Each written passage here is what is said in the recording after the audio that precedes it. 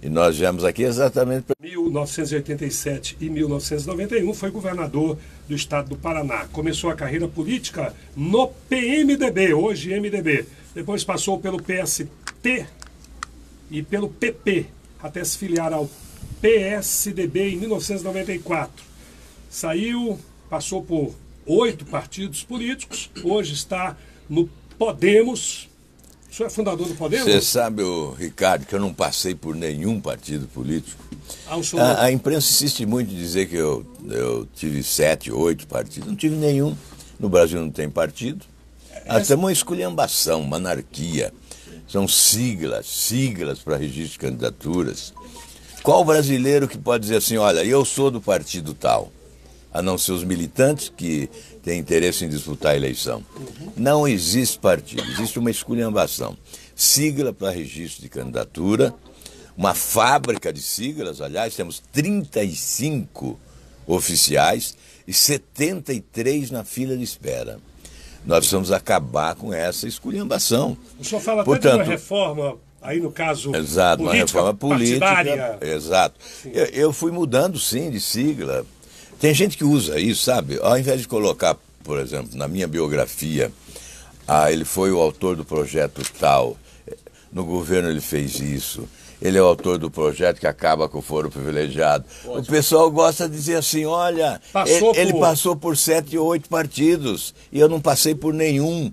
Eu mudei de sigla. Eu saía de uma esculhambação para outra. Saía de uma sigla para outra para não mudar de lado, para não negociar as minhas convicções. É por isso que eu digo, eu sou contestador desse sistema, mas não é hoje, não é na campanha.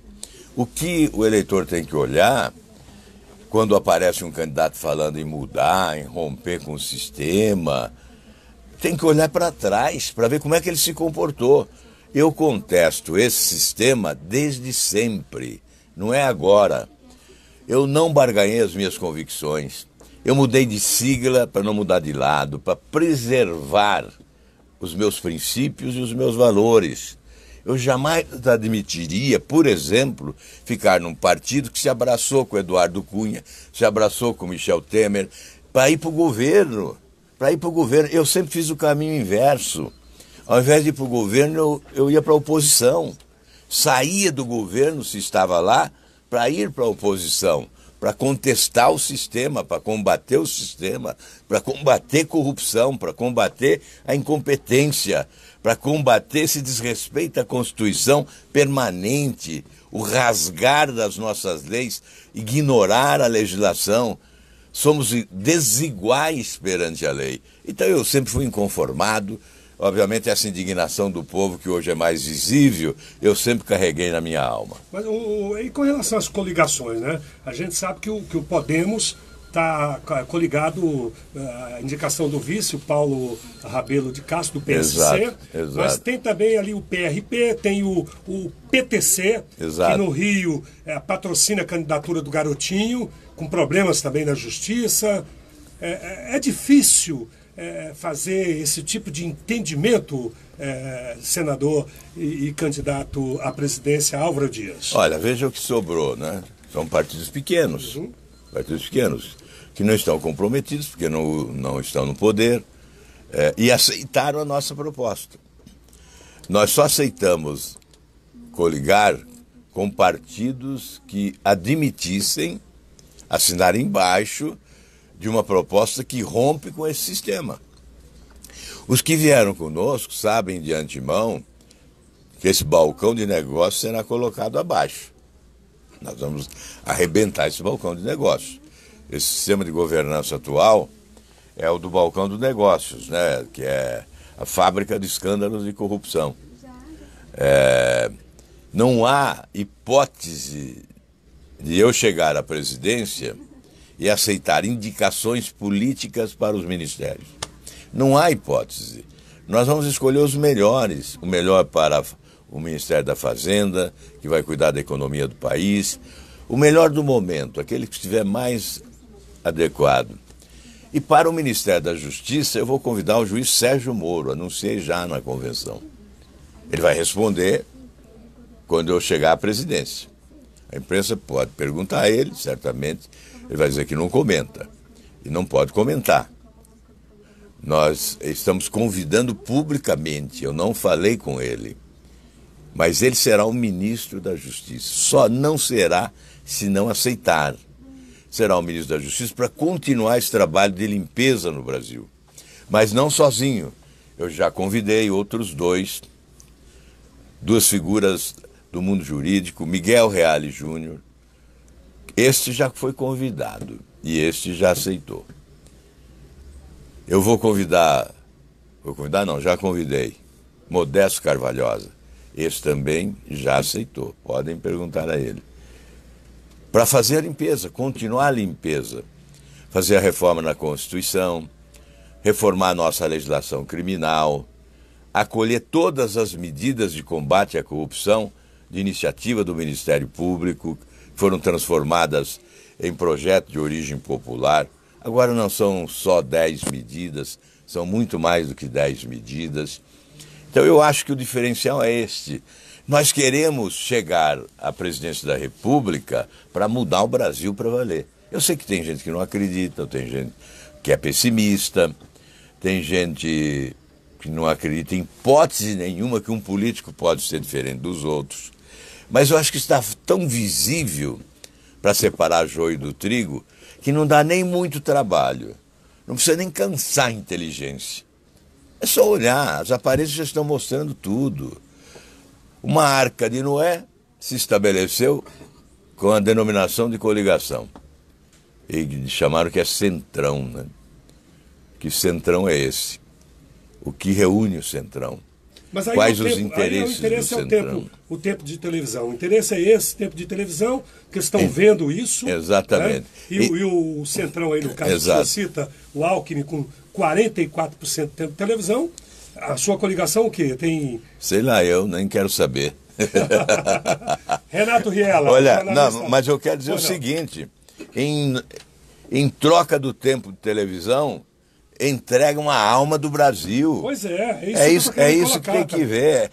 Na madrugada da política, barganharam tudo. Barganharam tudo. Por isso que eu digo que ficou muito claro. É só olhar, ali está a fotografia desse sistema depravado, corrompido, que fracassou e levou o povo a sofrer, com desemprego, com a violência que cresce assustadoramente. De outro lado estão aqueles que participaram desse jogo todo durante todos esses anos. E aqui está alguém, Ricardo, nesta entrevista, ao seu lado, ao lado desses amigos, dizendo, eu estou aqui para cumprir uma missão que é a do rompimento. Nós vamos romper com esse sistema maldito, esse sistema que é a causa dessa corrupção deslavada que está levando ladrões para a cadeia, barões da corrupção para a cadeia. E há aqueles que querem tirar o preso para ir levar para o Palácio do Planalto. Lugar de ladrão é na cadeia, não é no Palácio do Planalto. Eles estão enganados. Mas não é estratégia que eles estão usando para depois, com a negativa do Tribunal Eleitoral, trocar de candidato? Exatamente, é uma estratégia desonesta. É uma estratégia de quem olha para o povo brasileiro e diz assim, olha, vocês são todos idiotas. Vão ser enganados. Vocês são todos idiotas, vocês gostam de ser enganados. Vocês gostam de apanhar, vocês gostam de sofrer. Vocês são burros. É isso que eles estão dizendo. Eu me sinto ofendido. Senador, as pessoas lúcidas se sentem ofendidas, porque isso é uma afronta, isso é um escárnio, isso é um desrespeito, isso é uma cusparada no rosto do Brasil, isso é um murro no Estado de Direito Democrático, no rosto do Estado de Direito Democrático. Isso é uma pancada no coração do país, na legalidade democrática. Essa gente não tem o direito de brincar com o povo do Brasil. Senador, essa discussão política, que para nós somos mais esclarecidos, é muito boa, para o ouvinte da Rádio AM, ela se torna até um pouco enfadonha.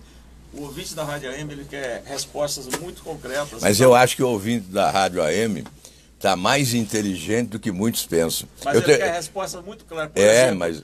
eu andei muito nesse fim de semana aqui em Brasília e me preparando até para fazer essa entrevista, conversei com dezenas de pessoas e a quase todas eu fiz a seguinte pergunta: o que vocês acham das chamadas agências desreguladoras? Essas agências nos proporcionaram o crime da cobrança da bagagem aérea, o crime dos aumentos dos planos de saúde, a questão absurda dos preços dos combustíveis, aquele absurdo que a gente teve nas tarifas de energia. Todos eles me disseram: se tiver um plebiscito, o Brasil apoia o fim das chamadas agências reguladoras. Qual a sua posição sobre essas agências? Olha, eu vou dizer uma coisa aqui. Uma senhora saiu de Natal e foi a Curitiba agora para assistir a convenção do meu partido, que me lançou candidato. Ela tomou 11 Uber, 11, e perguntou. Ninguém sabia que eu era candidato a presidente da República. Ninguém sabia. Por quê? Porque não divulgam. Porque escondem. Porque há setores, olha, me desculpe, mas há setores da imprensa que atendem ao sistema, ao grande sistema. Sistema financeiro, sistema bancário, o sistema de determinados interesses. E aí concentram. Aí diz, no Brasil tem o confronto da extrema esquerda com a extrema direita. Juros de 300%. Porque escondem o resto, porque querem esconder. Aí ela diz, olha, todos eles dizem que votam em você e não sabiam que você era candidato. Agora vai saber. Não tem como não saber agora.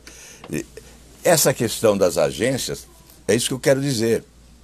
O povo não sabe que está sendo castigado por agências reguladoras que foram assaltadas por interesses políticos, partidários.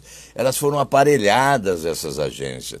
Aí querem que o brasileiro invista, tá aí o empresário. Querem que o empresário invista. Mas investir nessa insegurança jurídica, sem essa regulação competente que lhe ofereça certeza de que seu investimento não vai se tornar pó amanhã. Então, isso é que tem que acabar com esse aparelhamento. É isso que eu estou dizendo. O cidadão vai entender bem na campanha o que é esse sistema a que eu me refiro, né? Esse é o sistema maldito, né, que perdeu para a realidade. Matou sonhos, esperanças, acabou com o emprego, destruiu empresas fecharam, brasileiros foram embora do Brasil, 62% dos jovens gostariam de ir embora do Brasil. Esse é o sistema, é o responsável. E o que é que nós devemos fazer, senador Álvaro Dias? O que é que precisa, então, para a gente resgatar tudo isso? Exatamente, refundar a República. Agora vem a nossa história. A nossa história da refundação da República. Aí nós vamos ter que explicar isso na campanha. É pouco tempo, é muito pouco tempo. Tem que contar com a colaboração de vocês, evidentemente, do rádio, da TV, das entrevistas todas que nós teremos durante a campanha, para dizer o que é a refundação da República. Então a casa caiu, anarquizaram tudo, as contas públicas foram dilapidadas, né? Não há dinheiro no caixa. Esvaziaram o caixa do governo, roubaram de dia, de noite, com a mão direita, com a mão esquerda, um escândalo após o outro. Lá da tribuna do Senado eu dizia há vários anos, há muitos anos, aliás, desde o primeiro ano do primeiro governo do presidente Lula, eu dizia, o escândalo de hoje faz esquecer o de ontem e espera o de amanhã para ser esquecido. Porque era uma sucessão de escândalos, um escândalo após o outro. E o Brasil foi se acostumando com os escândalos de corrupção. Isso destruiu instituições. Então, refundar a República é começar de novo. É uma nova Constituição, quase nova, porque nós vamos reformar a atual.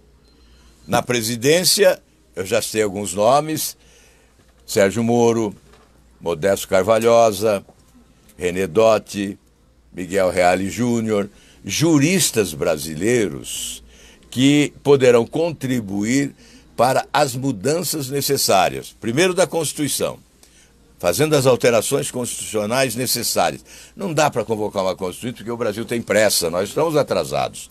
Convocar a Constituinte vai demorar. Nós temos que já sentar na cadeira de presidente e tomar todas as providências necessárias, mudar a Constituição, fazer as reformas. Aí é refundar a República, Mas reforma do Estado. Com esse Congresso, com essa... Com esse ou com qualquer outro, não importa, porque nós somos um presidencialismo, Ricardo, muito forte, de muito poder. Tanto é que se você analisar a nossa história, você verificará que o Congresso sempre atendeu ao presidente da República. Para não atender, o povo teve que ir para a rua. O povo foi para a rua para o impeachment do Collor e o povo foi para a rua para o impeachment da Dilma Rousseff. Em pouco mais de 20 anos, 2 impeachments, porque o povo cansou, não aguentou mais e foi para a rua. De resto, o Congresso aprovou tudo. Eu dizia lá da tribuna do Senado que o Congresso Nacional era um almoxarifado a serviço da Presidência da República, sempre disposto a entregar o produto solicitado. Sempre foi assim, então não há dificuldade. O que precisa mudar é o método. Hoje é o balcão. O presidente da República instala um balcão e vai comprar o voto. Acharam que era mais fácil. Foi Lula. Aí chegou mensalão, sanguessugas, vampiros, fundos de pensão, petrolão, todos os escândalos conhecidos hoje no mundo inteiro. Aí as pessoas dizem, olha, você é um candidato pouco conhecido. Eu falo, graças a Deus. Os conhecidos são os que assaltaram. Os conhecidos são os que roubaram. Manchetes aí, né? Alguns estão na cadeia, outros estão lutando para não ir para a cadeia e conspirando contra a Operação Lava Jato. Nestas alianças da campanha eleitoral, há uma surda conspiração contra a Operação Lava Jato. Ele é muito simpático, a Operação Lava Jato, não dá para apoiar. Querem comprometer a Operação Lava Jato. É por isso que eu tenho dito, na presidência da República, força total à Operação Lava Jato, para continuar a limpeza. Vamos acolher todas essas propostas do Ministério Público de combate à corrupção no país, porque, Kleber, para melhorar o ambiente de negócio do Brasil, nós temos que usar a Operação Lava Jato como grande cabo eleitoral. A Operação Lava Jato vai fazer com que o mundo veja o Brasil novamente como um país sério. E a partir daí, os investimentos que se foram, voltarão, porque sentirão que aqui pode investir. É um país rico, um país próspero, um povo extraordinário e que está combatendo corrupção. Senador, agora recentemente nós tivemos uma greve dos caminhoneiros a nível nacional que mostrou a fragilidade do governo, né, do governo que aí está. Quase que perdeu toda a estribeira, não teve entendimento, demorou muito e causou um grande prejuízo a toda a nação brasileira. O senhor sendo eleito, como é que vai ser a tratativa nessas questões que surgem esporadicamente aí quase em todos os governos? Olha, primeiro em relação aos caminhoneiros, quero dizer que tenho o maior respeito por eles e me tornei um grande amigo dos caminhoneiros, desde 2015. Até me diz assim que eu sou uma espécie de caminhoneiro. Na verdade, desde 2015, eles estão comendo o pão que o diabo amassou. Isso é verdade. Comendo o pão que o diabo amassou. Vou só dar um exemplo. O caminhoneiro sai lá de Natal e vem a São Paulo com uma carga, ganha 16 mil reais. E aí ele paga 14 mil e pouco de pedágio. Depois paga mais 1.500, mais ou menos, de óleo diesel. E ele sabe que, de quando em vez, ele tem que trocar todos os pneus da carreta. Então, 22 pneus. Custava aí, acho que, 800 reais cada um, não sei hoje quanto custa. Aí ele bota a mão no bolso, não tem um centavo quando ele chega em casa, para sustentar a família. Sem falar do risco, né? Nas estradas. Nas estradas, sem segurança. Aí obrigaram a parar. Aí tem os locais indicados para que eles possam parar. No entanto, chega, não tem lugar, eles têm que tocar com sono, cansados, de madrugada, passa por um posto policial, não tem uma alma viva, não tem um policial. Ele está na madrugada à disposição da marginalidade, dos bandidos. Então, eu tenho que ser amigo dos caminhoneiros, eu não posso ser contra eles. Agora, um governo que tem pelo menos 3 anos para dialogar, para conversar, para se entender com os caminhoneiros, e não faz isso. É um governo deplorável, é um governo caótico, temerário, é um governo perdido. Na verdade, esse governo Temer ficou o tempo todo conversando com advogados para salvar o mandato do presidente. Não podia conversar com o caminhoneiro mesmo. Então, olha, nós temos solução. Os preços dos combustíveis estão altos, estão altíssimos. Por quê? Não é só porque pratica preço internacional, aí é o dólar que vale, é o mercado internacional do petróleo, mas também porque nós temos uma carga tributária aqui que esmaga. Você vai no posto de gasolina, compra lá 1 litro de gasolina, 45% é imposto. Então, se nós fizermos a reforma tributária, nós vamos reduzir o custo do combustível. E muito, porque na nossa reforma tributária vai se tributar menos no consumo e mais na renda. Tributando menos no consumo, os preços vão cair, o do combustível inclusive. O cidadão brasileiro, mais humilde, mais simples, o trabalhador, muitas vezes ele pensa que não está pagando imposto.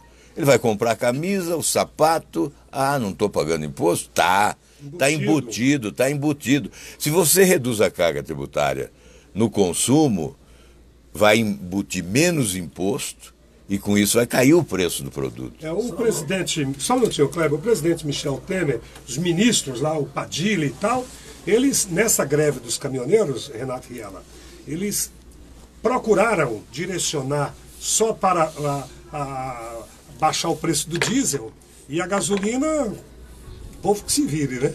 É complicado, né, senador? É complicado. É mais ou menos o seguinte, né, Ricardo? O povo estava usando muito uma frase aí, que o gigante acordou, que são os caminhoneiros, e demonstraram aí a força que tem. E tem um fato que nos chama muito a atenção, quando o Riela disse aqui a respeito dos agentes reguladores, vamos falar aqui de Petrobras. Por exemplo, nenhum distribuidor de combustíveis, dono dos postos, não pode comprar o álcool na usina que está próximo da sua região. Porque um fato aqui em Brasília, que é notório, todo mundo sabe disso, o álcool vem do interior da Bahia, distância aqui de 500, 600 quilômetros, região de Barreiras, e o dono de um posto da região me comentou esses dias, que sai o álcool lá da Bahia, vem para a Petrobras em Brasília, eles fazem a substituição da nota e esse petróleo ele volta para a Bahia no mesmo caminhão, simplesmente troca a nota. Isso custa R$16 mil, só o frete para vir e voltar. Havia necessidade para isso? Entrou com ação civil pública contra a Petrobras para liberar esse combustível. Ainda não tivemos resultado. Observa, é só uma mudança. Viu, Kleber? É a tal da burocracia. É verdade. Eu não preciso ser presidente da República para tomar uma providência dessa. É claro, se eu for presidente da República, melhor, né? Mas eu já apresentei um projeto, é só o Congresso aprovar. O meu projeto autoriza a venda do etanol, portanto a venda do álcool, diretamente aos postos ou diretamente ao consumidor. Então você pode vender diretamente ao consumidor. O próprio produtor do etanol pode ter um sistema de venda direta ao consumidor, eliminando os intermediários, ou pode vender diretamente ao posto de gasolina, também eliminando os intermediários. Certamente nós vamos baratear. Aí é claro que tem resistência, porque tem os interessados, tem os intermediários, mas essa é uma solução. O projeto já está no Congresso à disposição para aprovação. Isso aí poderá baixar o preço do álcool em até R$1,50 em algumas regiões. Exatamente. Olha o que aconteceu. Nós temos medidas para reduzir o preço de combustíveis, além da reforma tributária. A Petrobras, por exemplo, ela tem até fábrica de ração. Tem fábrica de fertilizantes. Fábrica de ração? É verdade. A Petrobras. Inúmeras empresas paralelas subordinadas à Petrobras, que não tem nada a ver com a Petrobras. Objetivo, né? Então, nós temos que privatizar o entorno da Petrobras. A prospecção, a exploração do petróleo, a distribuição da gasolina, do gás, do óleo diesel, As refinarias, podemos privatizar refinarias, estabelecendo uma competição do setor público com o setor privado. Certamente isso reduziria o custo da produção. Porque nós estamos levando para o exterior o nosso petróleo para ser refinado nos Estados Unidos. Quando ele volta muito caro, porque aí a prática é o preço internacional. Se o barril do petróleo custa lá $80, $100, aqui ele é retirado por $40, $30. Então, se nós praticarmos o preço dos combustíveis no Brasil referentes ao custo de produção aqui no Brasil, nós vamos puxar para baixo. Aí ficam preocupados com os acionistas da Petrobras. Devemos nos preocupar com eles, sim. Eles não perderão, porque jamais nós admitiríamos, eu na presidência, jamais admitiria eliminar o lucro dos acionistas. Agora, é preciso compatibilizar o interesse do lucro dos acionistas com o interesse do consumidor de combustíveis no país, que são os que movem essa nação, que alavancam o nosso progresso. É evidente que você pode trabalhar com lucro sempre, desde que não seja um lucro exagerado, desde que esse lucro exagerado não pese tanto sobre as costas de quem trabalha, de quem produz, de quem carrega esse país adiante. Portanto, eu não entendo como alguém possa dizer, e olha, fala que tem um tal de mercado, né? Outro dia eu vi uma entrevista, um debate entre economistas numa televisão, fiquei 1 hora ouvindo esse debate, ouvi a palavra mercado inúmeras vezes e não ouvi nenhuma vez a palavra país e a palavra povo. Aí eu fiquei perguntando, que ente é esse tal mercado? Que ente é? Ele tem rosto? Ele tem olhos? Ele tem alma? Ele tem cérebro? Por que falam tanto no tal mercado e não falam no brasileiro que paga impostos? No brasileiro que precisa viver, que precisa sobreviver. Milhões que ganham miséria, 52 milhões abaixo da linha da pobreza, 15 milhões recebendo menos de R$136 por mês. Isso não é vida? Um país rico, um país fantástico. Por que pensar tanto nesse tal mercado, nesse tal sistema financeiro que cobra juros escorchantes que ninguém aguenta pagar? Nós temos que mudar esse país.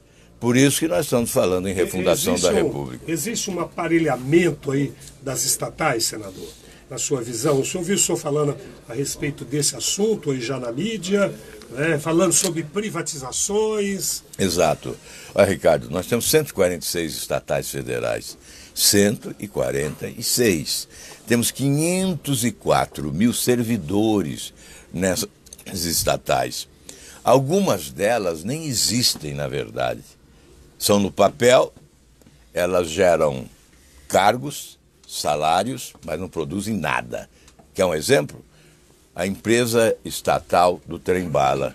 Não tem trem, não tem bala, não tem trilho, não tem nada. Não tem a estação. Não precisava ter a empresa. Não tem nada. E tem a empresa. Ô, Renato Rielo. E ela está onde? Lá no Palácio do Planalto. Fazendo o quê? Fazendo o quê? Pagando salário para os chupins da República. Cabide de emprego. 38% dessas empresas foram criadas durante os governos do PT como cabide de emprego. Nesse projeto de poder de longo prazo. Porque houve corrupção. A organização, aliás, eu preciso dizer, não sou eu que estou dizendo, é Procurador da República, é a Operação Lava Jato, que fala organização criminosa. Idealizou-se um complexo e sofisticado esquema de corrupção em nome desse projeto de poder de longo prazo. E aí se constituiu uma organização criminosa que assaltou o Brasil nos últimos anos. Querem continuar com o assalto? Estão armados aí já, preparados para que o assalto continue. A Arca de Noé. Bichos de toda a natureza foram para lá. Foram para lá, se reuniram lá. É um Titanic. O povo tem que transformar essa Arca de Noé no Titanic, que vai se arrebentar no primeiro iceberg que encontrar. que vai afundar. Porque o Brasil não merece mais isso. O Brasil não tem que continuar com isso. Por que o Brasil vai continuar com isso, meu Deus do céu? Cada legislatura de 4 em 4 anos, o povo espera e parece que essa nau está sem rumo. Deixa eu falar uma ação que os seus ouvintes, Ricardo Noronha, vão me eleger, só que eu não sou candidato. Quando eu fiz 59 anos, meu plano de saúde, que é um dos melhores, mais amplos, etc., dobrou a minha taxa. Eu fui para o advogado de defesa do consumidor, depois de 2 meses ele falou, o seu contrato não permite contestação. Então eu passei a pagar o dobro do plano de saúde. Só que, nos últimos 3 anos, o meu plano de saúde, 3 anos,